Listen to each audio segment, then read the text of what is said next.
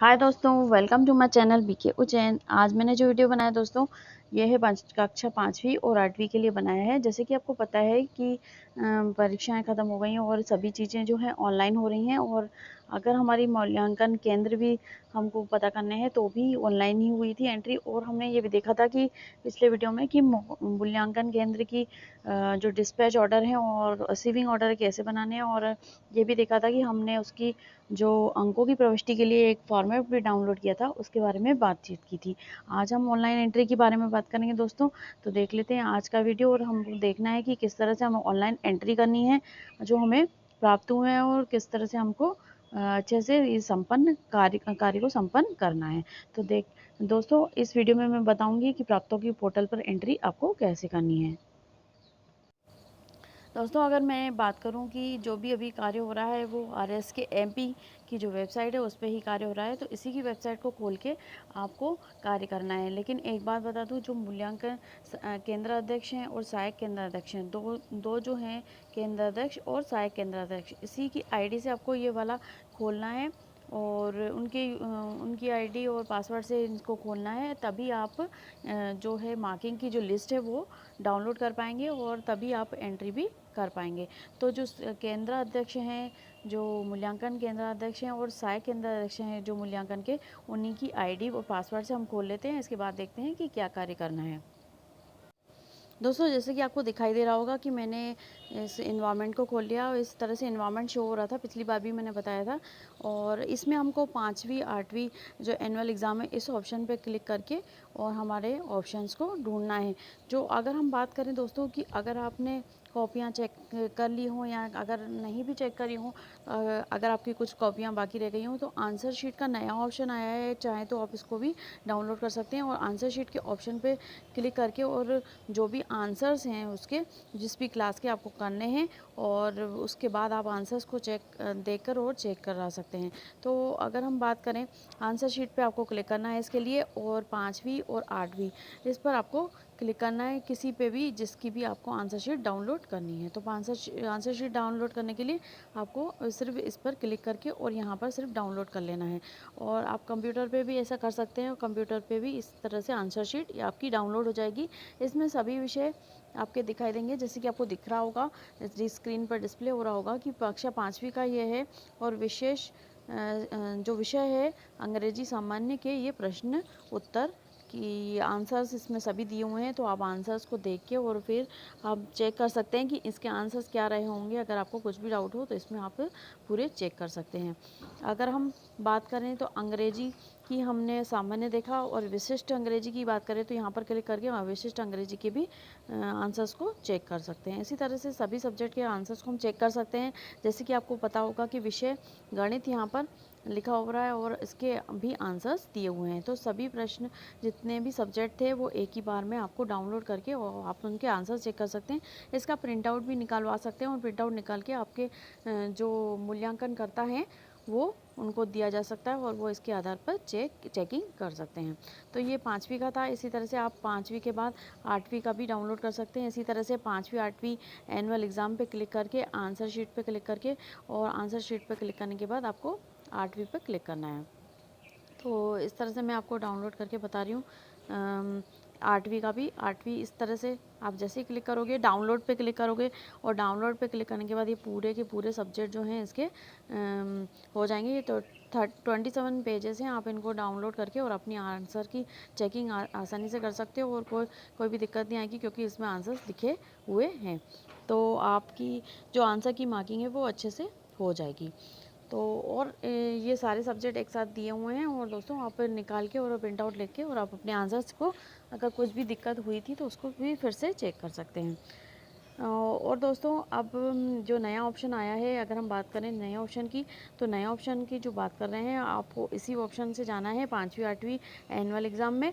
और annual exam में आपको, जैसे कि मैंने पिछली बार बताया था कि डिस्पैच ऑर्डर और रिसीविंग ऑर्डर आपने बना लिए होंगे जहाँ पर भी मूल्यांकन केंद्र था, उसको देखने के लिए आपने डिस्पैच ऑर्डर बना लिए होंगे, और जो जहाँ पर वो केंद्र आया है मूल्यांकन के लिए कॉपियाँ चेक करने के लिए, वहाँ पर उन्होंने भी रिसीविंग कर ली होगी। और मार्किंग की लिस्ट अगर नहीं निकाली हो तो मार्किंग की लिस्ट यहाँ से निकाल सकते हैं। यहाँ पर क्लिक करके, मैंने पिछली बार बताया था कि मार्किंग लिस्ट निकालने के लिए आप अपने संकुल को सेलेक्ट करना है कि किसकी मार्किंग की लिस्ट निकालें। जहाँ पर भी पेपर आपके मूल्यांकन केंद्र पर चेक होने आए हैं, जो भी पेपर आपके यहाँ चेक होने आए हैं, जिस भी संकुल के चेक होने आए हैं, यहाँ से आपको उस संकुल का नाम सेलेक्ट कर लेना है, जिस भी चेक करने आए हैं कॉपियाँ, और यहाँ से आपको उनकी, मैंने पिछली बार बताया था, एग्ज़ाम सेंटर सेलेक्ट कर लेना है और यहाँ से उनकी क्लास सेलेक्ट कर लेनी है।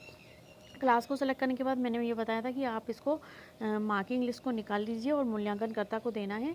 और जो सहायक केंद्राध्यक्ष, जो केंद्राध्यक्ष हैं, वो सहायक केंद्राध्यक्ष हैं, उसकी आईडी से ही ये निकलेगा। और आप ये जो केंद्राध्यक्ष की आईडी से ये निकल रहा है, आप इसको मूल्यांकनकर्ता को दे दीजिए और वो यहाँ से ऑब्टेन मार्क्स और वर्ड्स में भी इसको लिख लेंगे। अगर कोई दिक्कत आएगी तो यहाँ पे भी अपन दोनों जगह देख सकते हैं। और विषय, ये सावधानीपूर्वक विषय और पूर्णांक और दिनांक भी उनको लिखनी है।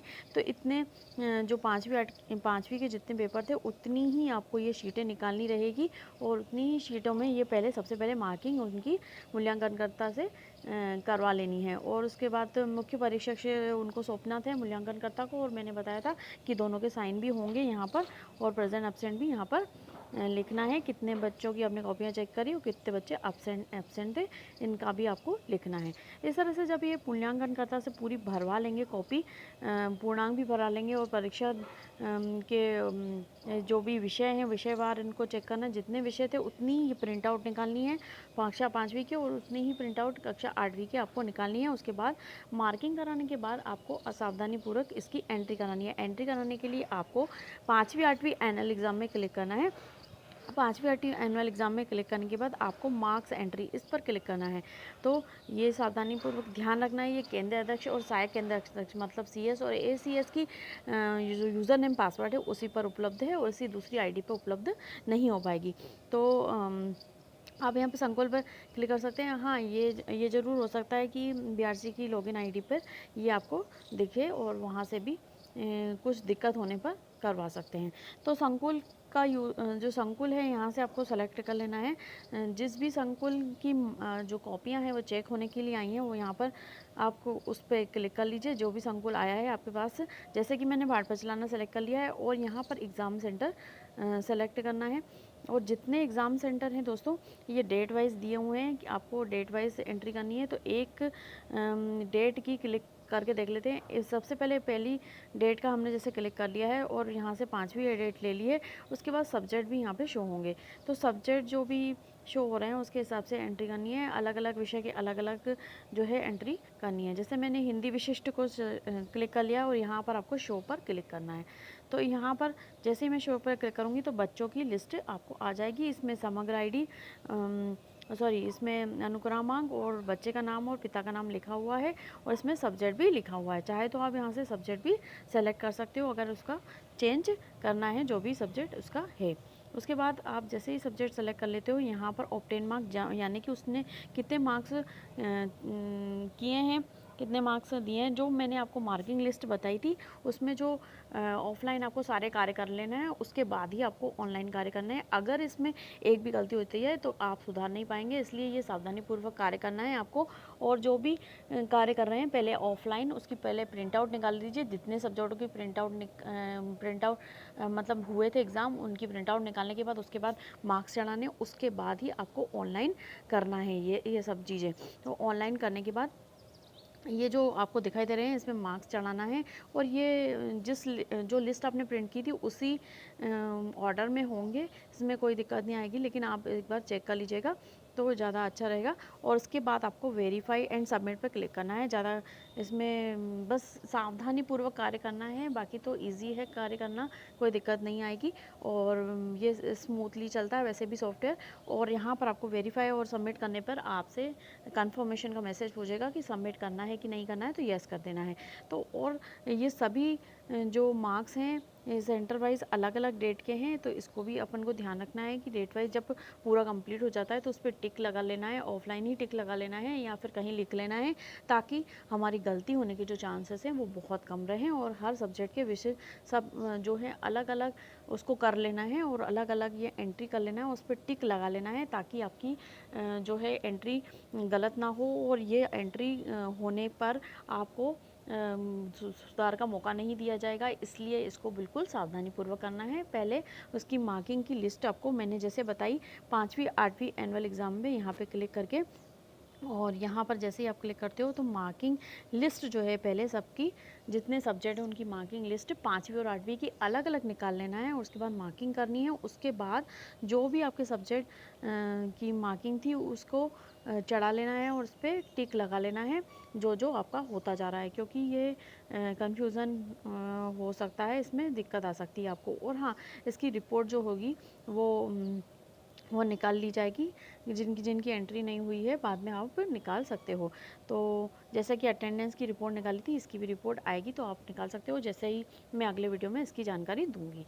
ठीक है दोस्तों, जैसे कि लेटर आपने पढ़ लिया होगा, निर्देश आपने पहले भी पढ़े होंगे, और मैंने ये डाउनलोड पहले वाले वीडियो में करा था। सबसे पहले जो निर्देश बनाए थे उसमें ये वीडियो करा था। अगर आपने नहीं पढ़ा हो निर्देश ये, तो अच्छे से पढ़ लीजिए दोस्तों। ये निर्देश बहुत ज़रूरी है, और इसमें सभी के दायित्व भी लिखे हैं और सभी की चीज़ें भी लिखी हैं। और हमने जैसे इस मार्क्स की बात करी है, तो मार्क्स आपको 60 में से देने हैं, 60 में से आपको मार्क्स देने हैं। जैसे कि आपको जो 60 मार्क्स हैं उसमें ही लिखित परीक्षा होगी। लिखित परीक्षा के मार्क्स जो है 60 में से, अभी जो आपने मार्क्स ऑनलाइन देखे थे, ऑनलाइन एंट्री करनी थी, वो 60 में से देने थे। और प्रोजेक्ट कार्य जो 40 थे, 40 मतलब सभी का ये प्रश्न आ रहा था कि मतलब जो संकुल स्तर से भी ये कार्य किया जाना है क्या, तो संकुल से भी ये कार्य किया जाना है दोस्तों, लेकिन जो प्रोजेक्ट कार्य है वो संकुल से किया जाना है। अभी जो मूल्यांकन मतलब जो केंद्र अध्यक्ष है और सहायक केंद्र अध्यक्ष है, उसके आईडी से आपको 60 नंबर की जो लिखित परीक्षा हुई है उसके अंक अभी चढ़ाने हैं। जैसे ही निर्देश आते हैं 40 नंबर के, वैसे ही प्रोजेक्ट के निर्देश आएंगे कि किसको करना है और कहाँ पर करना है और कैसे करना है, मैं आपको ज़रूर बताऊँगी। अगले वीडियो में हम देखेंगे कि प्रोजेक्ट कार्य को किस तरह से करना है। ये प्रश्न आया था इसलिए मैंने बता दिया, और ये निर्देश आप अच्छे से पढ़ सकते हो। और ये जो प्रोजेक्ट कार्य है इसके बारे में भी निर्देश दिए हुए हैं कि ये जो 16 अप्रैल तक जो है प्रोजेक्ट के जो भी कार्य हुए थे वो शिक्षक जो है करके, और विषय शिक्षक जो है उसको करने के बाद मतलब इन्होंने बांट दिए होंगे। 21 मार्च को बच्चों को बांट दिए थे और 31 मार्च तक जमा करवाने थे, और ये शिक्षक मूल्यांकन करने के बाद ये इसको जमा करवाना था प्रोजेक्ट को, और वो उसकी तारीख जो थी वो 16 अप्रैल तक थी। और ये आप पढ़ चुके होंगे, शाला जो है संकुल केंद्र पर जमा करने थे शाला प्रधान अध्यापक के द्वारा। ठीक है, तो ये जो शैक्षिक और सह शिक्षक के भी मार्क्स देने थे, और जैसे ही निर्देश आते हैं मैं और आपको मतलब कैसे एंट्री करनी है वो मैं बता दूंगी। ये एक प्रपत्र भी दिया था जिसमें आपको मार्क्स देने थे। अगर आपको लगता है कि मैं इसका वीडियो भी बनाऊं कि किस तरह से आपको करना है, तो आप मुझे कमेंट बॉक्स में कमेंट कर सकते हैं, और अगर आपको कुछ भी पूछना है तो आप मुझे कमेंट बॉक्स में कमेंट करके पूछ सकते हैं दोस्तों। तो ये तो था मेरा वीडियो, आपको कैसा लगा बताना ना भूलिएगा, और आपके जो भी कमेंट बॉक्स में कमेंट आते हैं उसके आधार पे ही मुझे पता चलता है कि आपको वीडियो कैसा लग रहा है। तो दोस्तों मिलते हैं अगले वीडियो में अगले कंटेंट के साथ, तब तक के लिए बाय बाय, सी यू। और हाँ, संकुल केंद्र वाला वीडियो जो है मैं अगले वीडियो में बनाऊंगी। तो दोस्तों बाय बाय, तब तक के लिए सी यू।